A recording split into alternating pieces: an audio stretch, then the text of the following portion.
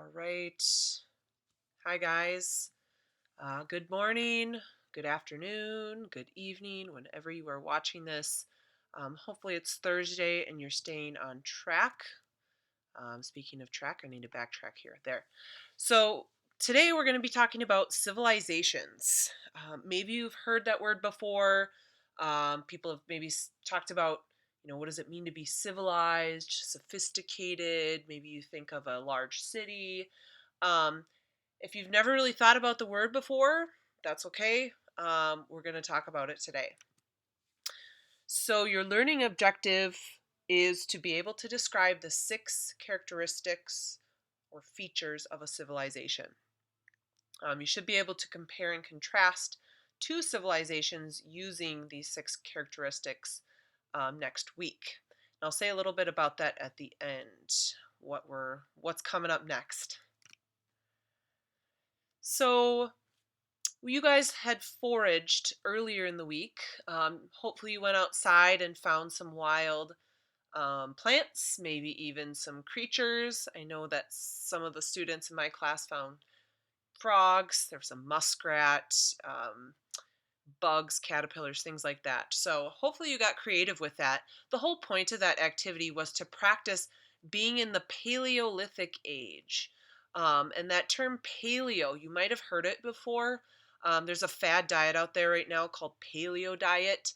Um, the whole idea is that you're eating like an ancient ancestor, how our bodies were meant to eat, eating only lean meat, fruits, vegetables, nuts, seeds. So maybe you've heard it before, maybe not, doesn't matter. Um, but humans for 12,000 years were hunter gatherers, they foraged for food.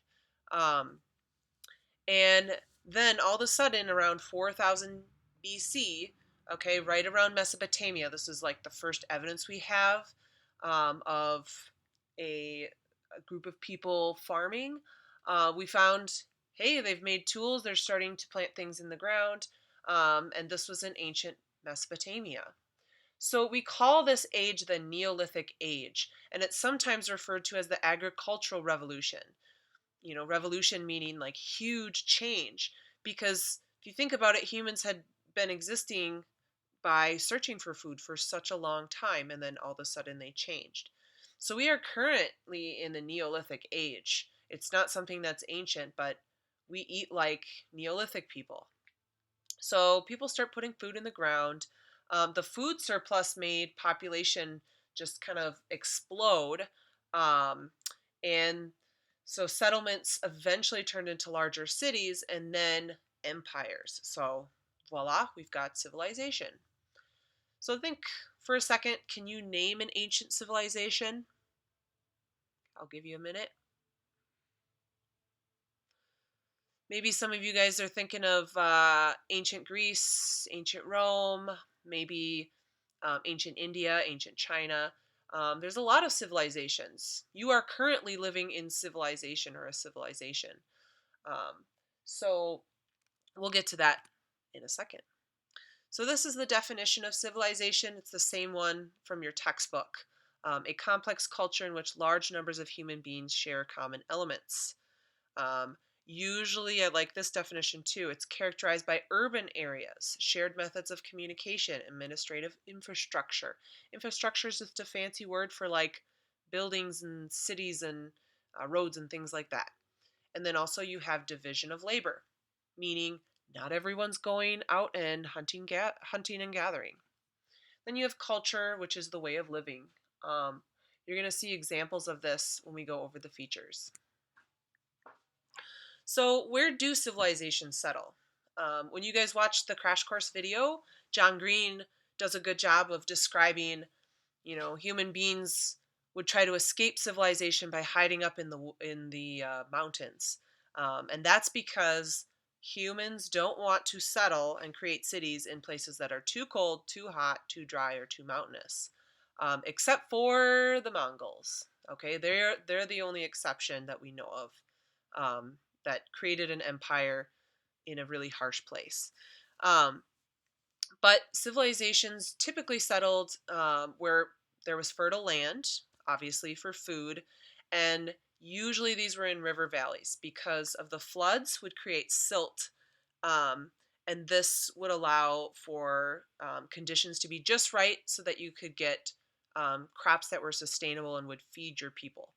Um, Also, irrigation was accessible. You could kind of control the rivers and things like that. So we know we call the cradle of civilization, the origin, the Fertile Crescent, okay, also known as Mesopotamia or Iraq. Okay, so let's get to those six features. Okay, there are some textbooks that say eight features, but I think six kind of sums it up, and we'll see kind of the subcategories of it. All right, now I'm having students in class pick a city to kind of model what civilization looks like. Even though this class is a world history class and we talk about everything is in a context of history, um, we want to still connect things to our lives, the present time. So I picked Minneapolis because that's my residence, that's where I live, and it's also where the city I know best. I'm telling students in class to pick an area that's urban enough, maybe a suburb, or maybe another large city that they know well enough to give examples. All right, so let's take a look. Cities look at where people settle, so layouts, design, structures, buildings, um, agriculture. You have to think about how people are going to get fed. Um, in ancient uh, in ancient civilizations, oftentimes there was a city with a surrounding countryside, and in the countryside, a lot of the food was made and then brought into the city. So they had a pretty good system down. Um, in the social structure, you look at how people are classified. So, is there a rich and a poor? Okay, in most civilizations, it looks like a triangle. The social hierarchy kind of follows the same formula. You have someone at the top. Let's say in this case, we have ancient Japan. You got the emperor, followed by your daimyos or your warriors. Then you've got artisans, merchants. So societies tend to follow some sort of rigid social structure. Okay, think about who benefits the most, who benefits the least. So here's my examples. So for cities, I've got some structures that you see in downtown Minneapolis. Of course, it's not just downtown. There's plenty of other buildings, but that's my example. And then I was also looking at layout. So if you're starting to drive now, I know some of you have your permits. Um, the highway system in Minneapolis services a lot of suburbs. There's like a big ring, a 494, 694 loop, and that connects everyone together. So that's where you'll find most of the urban areas and suburban areas. Blah, couldn't say that. Okay, and then social structure. I wrote down kind of the uh, top jobs in Minneapolis, and then I also thought about you know who's benefiting. So I put a poverty map up there. We call them the haves and the have-nots. And you see that a lot in just any civilization. There's pockets of poverty. Okay, let's look at government and religion. So all civilizations have a government or some sort of religion. Sometimes that can be extended to mean like schools of thought or just like overall beliefs that people share. So you have to think about how does your city, how does your civilization organize people and maintain order? Um, are institutions going to encourage a certain behavior? What are the laws? What happens if you break the law? Um, and just how are you going to maintain order, basically? Who's enforcing the law? What's the process of, crime? For religion, it's looking at civilizations. Are they polytheistic? Do they have many gods? Or are they monotheistic, only believing in one God? In the case of ancient Egypt, they are polytheistic. They had several gods that they prayed to, and they believed in an afterlife. That's why they would wrap up the pharaoh and, put ointment on him so he wouldn't disintegrate in the tomb. Think about who and how are gods, God or gods worshipped. How do people show respect? Are there some religious holidays or rites or ceremonies that the civilization follows? Okay, my examples are laws and law enforcement. So in Minneapolis, there's a collection of laws called the Code of Ordinances. This is kind of like the big book of laws. I've actually never gone into it. I haven't had to, but it's out there on the internet if you want to see all the laws that they have in Minneapolis. Um, Trials are also held for those suspected of crimes. Okay, going to voting. We vote. So one of the questions is, how are leaders selected in a civilization? In the case of Minneapolis, we vote. I think we are voting this November. Um, the mayor, city council members, and the park board are all elected by citizens 18 years of age or older. So there's parameters on voting. It's not just anyone. Okay, religion. So there's a lot of religious diversity in Minneapolis. I listed a few. And then worshiping, you can see the religious buildings are evidence of how people worship. So you've got, Jewish temples, mosques, basilicas. I'm sure there's, Hindu temples. There's a lot. Okay. On to writing and arts. These are the last two that we're going to cover. So think about, what is the name of the language that the civilization speaks? Not all civilizations have really sophisticated written languages. Some of them rely on speech or, symbols or counting. So how is your language represented? Okay, in the case of ancient Egyptians, they've got the hieroglyphics or the hieroglyphs, um, and how are ideas conveyed. Okay, let's look at arts. What components of art, literature, customs, and traditions exist in the civilization? Arts is kind of like a grab bag for a lot of cultural features. So thinking about, literature, or that could be, you know, uh, like jewelry, fashion, like art isn't, or architecture, music. It doesn't just have to be like physical art, like sculpture or something like that. So lot can be set under art. All right, so I have my example of writing. I said English is the predominant language, although many in the population speak a second language or know a second language. Communication. So looking at how is language represented and conveyed, okay? There's a lot of communication going on. Minneapolis has newspapers, radio, TV stations. This is my favorite radio tower. I used to live by it and watch it get struck by lightning. Um, so that's writing. And then the last example, arts. So what are components of arts or traditions? So I have the Walker Art Center with the Spoon and Cherry, the famous.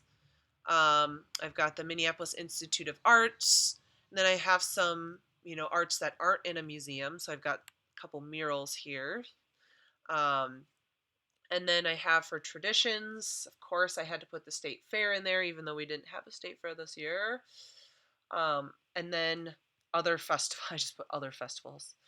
So that kind of sums up civilization. Now, it's kind of a test for you. I'm going to give you some time. Look in this picture of ancient Sumeria. Can you find the 6 features of civilization? Take a moment.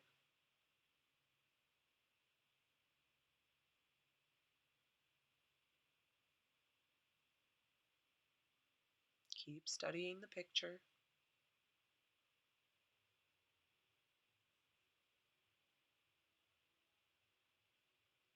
Yes, I see the people bathing. I'm trying not to look.